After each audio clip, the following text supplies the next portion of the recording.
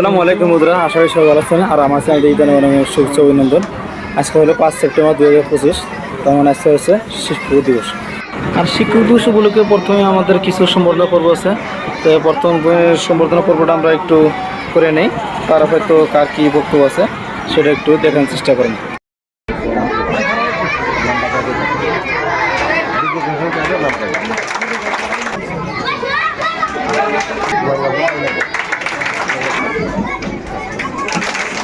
ধন্যবাদ।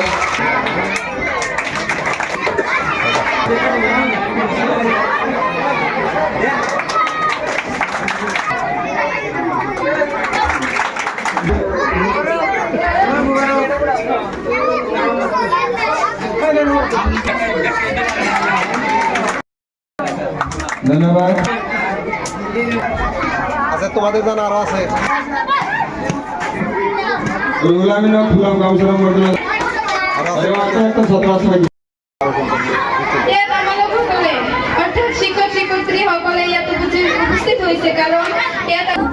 এই শিক্ষক দিবসটা ডক্টর সর্বপল্লী রাধাকৃষ্ণের জন্মবার্ষিকী, অর্থাৎ ওর জন্মদিন হাসিল। 1868 সালের 5 সেপ্টেম্বর তারিখে ওর জন্মদিন হিসাবে ঘোষণা করা হয়, কিন্তু এটা না মানিছিল। এটা শিক্ষক দিবস হিসাবে গণনা করা হয়েছিল। নিজের জন্মদিনগুলি ভাবানো আছিল, এটা বিশ্ব ভাবে শিক্ষক দিবস অর্থাৎ শিক্ষক মাননীয় দিন হিসেবে ঘোষণা করে দিয়েছিল। যেতিয়া তেওঁৰ ছাত্ৰী সকলক কৈছিল যে মই শিক্ষক দিবস হিসেবে ঘোষণা, মোৰ জন্মদিন হিসেবে ঘোষণা নকৰো, এটা শিক্ষক দিবস হিসেবে ঘোষণা করো, যাক পৃথিবীর সকল মানুহে মানিব আৰু চলিব। তাৰপৰা কিছু জ্ঞান অৰ্জন কৰিব লাগিব আৰু আমালোকসকলে শিক্ষক দিবস হিসেবে ঘোষণা করো আজি। তো আমার বক্তব্য সামরিল। আসসালামু আলাইকুম, ধন্যবাদ।